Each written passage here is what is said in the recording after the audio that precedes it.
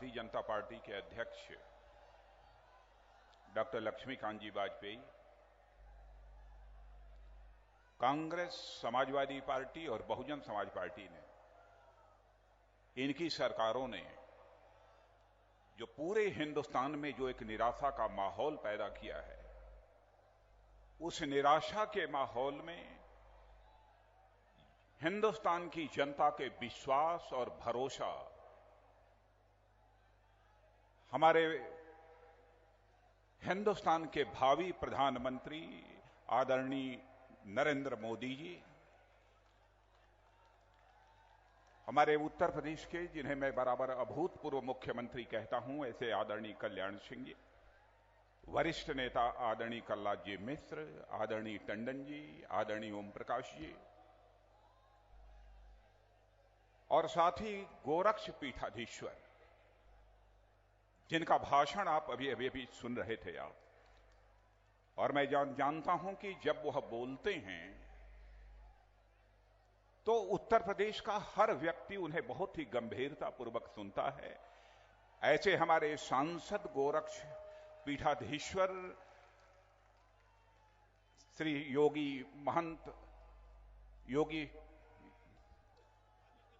योगी आदित्यनाथ जी, यहां उपस्थित मेरे सभी सम्मानित बहनों एवं भाइयों, मैं जानता हूं कि लंबे अरसे के बाद इस बहराइच में किसी सार्वजनिक सभा को संबोधित करने के लिए आप सबके सामने खड़ा हुआ हूं, और साथ ही इस सच्चाई को भी मैं जानता हूं कि बहराइच में शायद बहुत लंबे अरसे के बाद या पहली बार जो इस समय हिंदुस्तान की जनता के चहेते हैं, हिंदुस्तान की जनता के आशा व भरोसा के केंद्र हैं, ऐसे नरेंद्र भाई का भी यहां पर आना हो रहा है।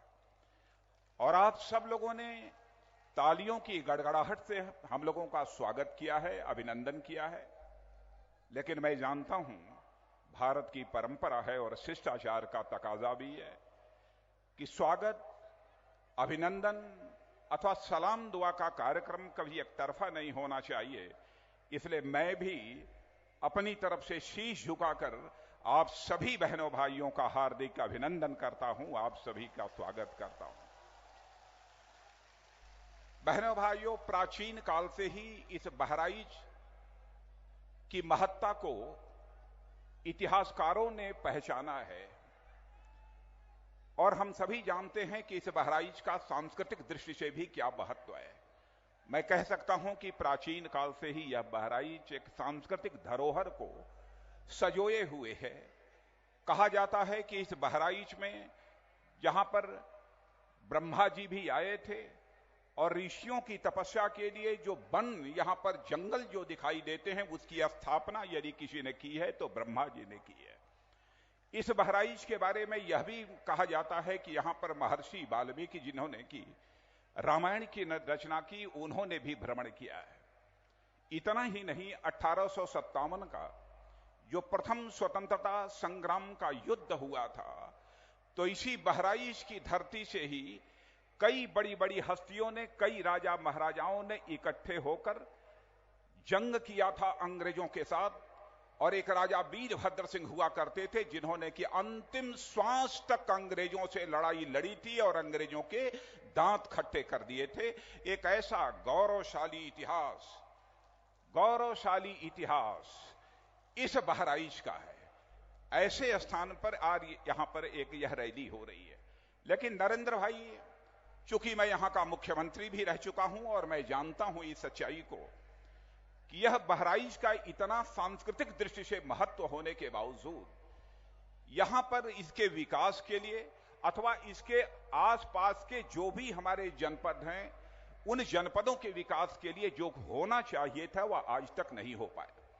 यदि हम बहराइच से गोरखपुर तक चले जाएं तो शायद एक भी ट्रॉमा सेंटर नहीं मिलेगा कि बहराइच से चलकर यदि कोई गोरखपुर जा रहा हो, आकस्मिक रूप से उसकी तबीयत खराब हो जाए, कोई एक्सीडेंट यदि उसका हो जाए, तो कोई एक अच्छा हॉस्पिटल मिल जाए जहां ले जाकर उसे भर्ती कराया जा सके। ऐसा कोई भी ट्रॉमा सेंटर भी नहीं मिलेगा। मैंने तो ट्रॉमा सेंटर का केवल एक उदाहरण यहां पर रखा है। वैसे यहां पर प्राकृतिक संपदा की कमी नहीं है। यहां पर जल संपदा की कमी नहीं है, लेकिन इस क्षेत्र के विकास के लिए यहां की प्राकृतिक संपदा और जल संपदा का सही तरीके से दोहन किया गया होता तो मैं कह सकता हूं कि यह बहराइच का क्षेत्र केवल उत्तर प्रदेश का ही नहीं बल्कि हिंदुस्तान के एक सर्वाधिक विकसित क्षेत्र के रूप में उभर कर आ सकता था। लेकिन जो ध्यान दिया जाना चाहिए सरकारों के द्वारा, इसकी ओर ध्यान नहीं दिया गया। मैं सरकारों की क्या चर्चा करूं? केंद्र में कांग्रेस की सरकार है और केंद्र की सरकार केवल कांग्रेस की नहीं है। केंद्र की कांग्रेस की सरकार समाजवादी पार्टी और बहुजन समाज पार्टी की भी सरकार है, क्योंकि बिना शर्त सपा और बसपा दोनों ने इन्हें समर्थन दे रखा है। 11 राजनीतिक पार्टियों ने कांग्रेस नेतृत्व की यूपीए सरकार को अंदर से समर्थन दिया है। समाजवादी पार्टी और बहुजन समाज पार्टी और आरजेडी ने बाहर से समर्थन दिया है। और एक तीसरी ताकत है जो ऊपर से समर्थन कांग्रेस की सरकार को दे रही है, वह सीबीआई है जो कि कांग्रेस नेतृत्व की यूपीए सरकार को ऊपर से समर्थन देने का काम कर रही है। मैं पहले चर्चा करना चाहूंगा सपा बसपा समर्थित दिल्ली की कांग्रेस की सरकार को। जब से यह कांग्रेस की सरकार आई है तब से महंगाई बढ़ने का सिलसिला निरंतर जारी है। वैसे ही से हिंदुस्तान की जनता ने 6 वर्षों तक इस आजाद भारत में एक ऐसी भी सरकार देखी है जिस सरकार के रहते हुए एक दिन भी महंगाई नहीं बढ़ पाई। कौन नहीं जानता उस भारत माता के सपूत अटल बिहारी वाजपेयी को कि 1998 से लेकर 2004 तक भारत का प्रधानमंत्री रहते हुए उन्होंने आजाद भारत के इतिहास में पहली बार 6 वर्षों तक एक दिन के लिए भी महंगाई को बढ़ने नहीं दिया। उस समय अकाल भी सारे हिंदुस्तान में पड़ा था। इतना ही नहीं, जो पोखरण का परमाणु बमों का धमाका हुआ था, जो परीक्षण हमारे देश के वैज्ञानिकों ने किया था, तो दुनिया के सारे धनवान और विकसित देशों ने सारी आर्थिक मदद देनी बंद कर दी थी। फिर भी अटल बिहारी वाजपेयी जी ने उनकी परवाह नहीं की और हिंदुस्तान के विकास का चक्का लगातार तेजी के साथ चलता रहा। और इन सब सारी प्रतिकूल परिस्थितियों के बावजूद एक दिन के लिए भी महंगाई को बढ़ने नहीं दिया था। ऐसी हुकूमत इस हिंदुस्तान में इस देश की जनता ने भी देखा है। लेकिन जब से यह कांग्रेस की सरकार आई है तब से लगातार यह महंगाई बढ़ने का सिलसिला निरंतर जारी है। पहले कहते हैं 100 दिन में रुकेगा, फिर कहते हैं 3 महीने में रुकेगा। बहनों भाइयों, दिनों की बात तो छोड़ दीजिए, कई महीने कई हजार दिन गुजर गए लेकिन महंगाई रुकने का नाम नहीं ले रही है। यह सरकार तो ऐसी हो गई है, हमारे प्रधानमंत्री ऐसे हो गए हैं कि जिस चीज पर हाथ रख देते हैं वह गायब हो जाता है। आलू पर हाथ रख दिया, आलू गायब हो गई, टमाटर पर हाथ रख दिया, टमाटर गायब हो गई, प्याज पर हाथ रख दिया, प्याज गायब हो गई, हर चीज गायब होती जा रही। भ्रष्टाचार का आलम है। महंगाई जो बढ़ रही है, इस देश की अर्थव्यवस्था के समक्ष जो एक गंभीर संकट पैदा हुआ है, मैं यह मानता हूं कि सरकार की गलत आर्थिक नीतियों के कारण पैदा हुआ है, सरकार के गलत आर्थिक नियोजन के कारण पैदा हुआ है और सरकार में जो व्याप्त भ्रष्टाचार है, उस भ्रष्टाचार के कारण यह सब सारा संकट पैदा हुआ है। और बहनों भाइयों, मैं गांव का रहने वाला हूं, मैं भी किसान का बेटा हूं और मैं कह सकता हूं मैंने भी यहां की सरकार चलाई है और नरेंद्र भाई को भी गुजरात में सरकार चलाते हुए केवल मैंने नहीं देखा है, केवल हिंदुस्तान ने नहीं देखा है, बल्कि सारी दुनिया उन्हें यह देख रही है कि सरकार कैसे चलाई जाती है। और इतना ही नहीं, बल्कि हिंदुस्तान का वह राज्य जहां की भाजपा की सरकारें हैं, चाहे वो मध्य प्रदेश हो, चाहे वह छत्तीसगढ़ हो, चाहे वह गोवा हो, अरे कोई जाकर देखे तो वहां कि हमारी सरकारों ने क्या किया है। क्यों आज नरेंद्र भाई को केवल भारत के लोग ही नहीं बल्कि दुनिया के लोग कहते हैं कैसी है वह शख्सियत जिसने कि हिंदुस्तान में गुजरात को विकास के संदर्भों में एक नए मॉडल स्टेट के रूप में खड़ा कर दिया है। सरकार चलाने का एक तरीका होता है, सरकार चलाने वाले की नीयत साफ चाहिए, दृढ़ इच्छा शक्ति का मुख्यमंत्री चाहिए, प्रधानमंत्री चाहिए और ऐसा नेता चाहिए जिसके पास दूरदृष्टि हो। ऐसी ही शख्सियत किसी राज्य का विकास कर सकती है और हिंदुस्तान का विकास कर सकती है। हमसे पूछे, गांव के रहने वाले साधारण व्यक्ति से यह पूछे कि आप गांव की गरीबी कैसे दूर करेंगे, गांव के बेरोजगार नौजवानों की और साथ ही साथ शहर और बाजार के बेरोजगार नौजवानों की गरीबी आप कैसे दूर करेंगे। तो हम भारतीय जनता पार्टी के लोग क्या करते हैं, क्या किया है हम लोगों ने, मैं केवल उन्हीं चीजों की मैं यहां पर चर्चा करना चाहता हूं। बहनों भाइयों, जिस दिन हम लोगों की सरकार आएगी, और यह प्रयोग मैंने अपने कृषि मंत्री रहते हुए किया है, जिस दिन सरकार आएगी कुछ ही वर्षों के अंदर हम वह फार्मूला लागू करेंगे जिस फार्मूले को कृषि मंत्री रहते हुए आदरणीय अटल बिहारी वाजपेयी जी के आशीर्वाद से मैंने लागू किया था कि हम खेतों की बुआई के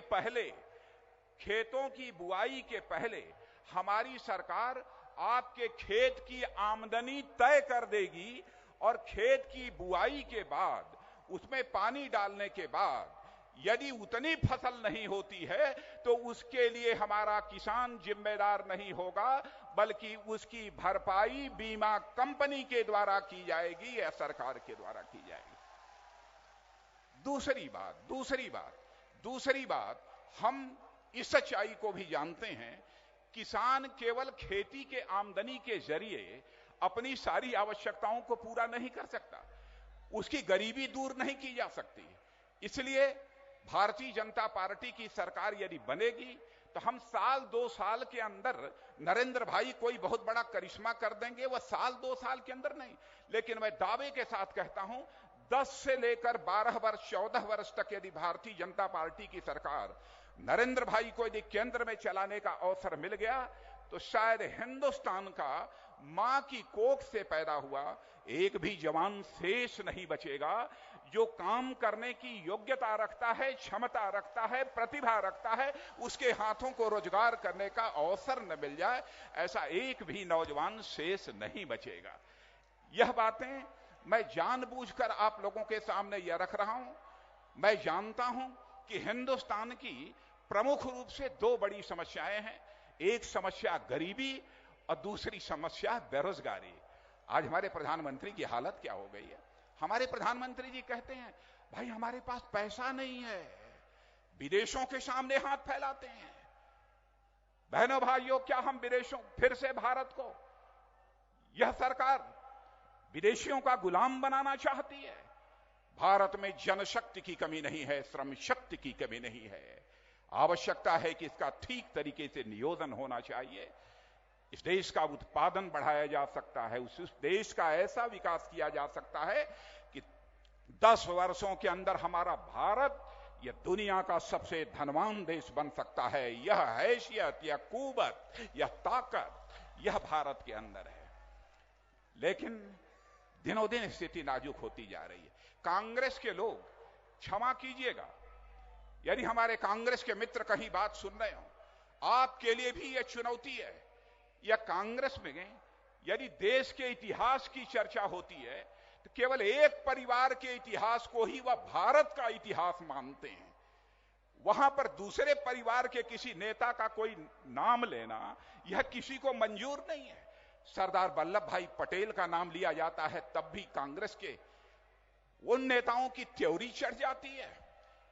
अब मौलाना आजाद की 125वीं जयंती 11 नवंबर को आने वाली है। वह जयंती कैसे मनाई जाएगी इसकी लोगों को चिंता नहीं है। जयंती यदि मनाई जाएगी कांग्रेस के लोगों के द्वारा तो एक ही परिवार के जो लोग हैं केवल उन्हीं की जयंती मनाई जाएगी। मैं यह स्पष्ट कर देना चाहता हूं और भारतीय जनता पार्टी का स्पष्ट मत है, भारत का इतिहास केवल एक परिवार का इतिहास नहीं है, बल्कि लंबे अरसे तक भारत के निर्माण में जिन लोगों ने भी योगदान दिया है, संत, महात्मा, ऋषि, महर्षि और साथ ही लाखों करोड़ों की संख्या में जो लोग शहीद हुए हैं, इन सबके इतिहास से ही यह भारत का इतिहास बनता है। केवल एक परिवार के इतिहास से यह भारत का इतिहास नहीं बनता है। बर्बाद कर दिया, देश को बांट दिया है। जैसे अंग्रेजों ने डिवाइड एंड रूल की पॉलिसी को अपनाकर बांटो और राज करो, इस देश में हुकूमत की। अंग्रेजों के चले जाने के बाद उन्हें बांटो और राज करो की नीति को यदि अपनाया है, लेकिन कांग्रेस के लोगों ने अपनाया है। बहनों भाइयों, भारतीय जनता पार्टी मानती है भारत माता की कोख से जो भी पैदा हुआ है, चाहे वह किसी भी जाति, पंथ, मजहब का मानने वाला क्यों न हो, जो इस भारत की मिट्टी में खेल कूद कर बड़ा हुआ है और जो भारत की संस्कृति के प्रति आस्था रखता है, वह सभी एक दूसरे के भाई भाई हैं। यह भारतीय जनता पार्टी की सोच है और इसी आधार पर हम भारत को एक सशक्त भारत बनाना चाहते हैं, स्वाभिमानी भारत बनाना चाहते हैं, स्वावलंबी भारत बनाना चाहते हैं। उत्तर प्रदेश में सपा की सरकार है, मुजफ्फरनगर में इतने दिनों से दंगा चल रहा है और नरेंद्र भाई 1.5 वर्षों के अंदर 100 से अधिक सांप्रदायिक तनाव अथवा सांप्रदायिक दंगे की घटनाएं केवल समाजवादी पार्टी के शासनकाल में हो रही हैं। तमाशा बना दिया है। उत्तर प्रदेश हिंदुस्तान का यह सबसे बड़ा राज्य है। ठीक तरीके से यदि दिशा प्राप्त हो जाए तो उत्तर प्रदेश, मैं कह सकता हूं, जो विश्व का 6वां देश है, वो इतना खाद्यान्न पैदा कर सकता है, इतना सब कुछ पैदा कर सकता है, केवल भारतवासियों को नहीं बल्कि दुनिया के दूसरे देशों को भी खिलाने की कुवत इस हिंदुस्तान के सबसे बड़े राज्य उत्तर प्रदेश में है। लेकिन जो इसके साथ इंसाफ होना चाहिए नहीं हो रहा है। हमारे गन्ना के व्यवसायी हैं, आज भी सैकड़ों करोड़ रुपया हमारे गन्ना के किसानों का बकाया है। यह सरकार नहीं दे पा रही है। यह किसानों की हितैषी सरकार बनती है। कहां ले जाना चाहते हैं उत्तर प्रदेश को? बराबर डर के मारे सपा बसपा दोनों दिल्ली की कांग्रेस की सरकार को यह समर्थन दे रहे हैं, डर के। अरे मैं तो कहता हूं कि अब आप लोगों के ऊपर जो सीबीआई के केस थे अब समाप्त हो गए, अब तो भय मुक्त हो जाइए और भय मुक्त होकर अब इस कांग्रेस की सरकार जिसने देश को तबाह किया है, अब तो समर्थन वापस ले ली। लेकिन फिर भी यह समर्थन लेने को वापस लेने को तैयार नहीं। बहनों भाइयों, आज के दिन ज्यादा कुछ न कहते हुए मैं आप सबसे यही अपील करने आया हूं। देश का भविष्य यदि कोई बना सकता है तो हिंदुस्तान की जनता बना सकती है और हिंदुस्तान की जनता नेतृत्व करने के लिए यदि किसी की ओर बहुत ही विश्वास और भरोसे के साथ देख रही है तो हमारे श्री नरेंद्र मोदी जी को बहुत ही विश्वास और भरोसे के साथ इसे हिंदुस्तान की जनता देख रही है। आप सबका सहयोग चाहिए, आप सबका समर्थन चाहिए। लेकिन मैं आप सबसे यही अपील करना चाहता हूं कि बहनों भाइयों, जाना एक बार अपने दमखम के आधार पर नरेंद्र भाई इस हिंदुस्तान में अपनी सरकार बना सकें, ऐसा बहुमत देना जैसे 1977 में 80 में 80 माने 77 में 85 सीटें थी, 5 सीटें उत्तराखंड में चली गई। 85 में 85 सीटों पर जिस प्रकार से जनता पार्टी को विजय प्राप्त हुई थी, बहनों भाइयों, आज मैं झोली फैलाकर आपसे यह मांगने के लिए आया हूं, इस बार यदि नरेंद्र भाई को प्रधानमंत्री बनाना चाहते हो तो 80 की 80 लोकसभा सीटों से ये हमारी झोली भर देना, यही निवेदन करते हुए और आप सबके सामने एक बार शीश झुकाकर पुनः आप सबका अभिनंदन और स्वागत करते हुए मैं अपना निवेदन समाप्त करता हूं और उत्तर प्रदेश वासियों को यह भी संदेश दे देना चाहता हूं, मैं आ पाता हूं बहुत ही कम, इसमें कहीं दो राय नहीं है। हमारे अमित भाई श्री अमित शाह जो हमारे महामंत्री हैं, यहां के प्रभारी हैं, कहते हैं कि आपको जाना चाहिए। लेकिन हमारे प्रदेश अध्यक्ष लक्ष्मीकांत जी, सारे लोग कहते हैं, लेकिन मैं आ नहीं पाता हूं।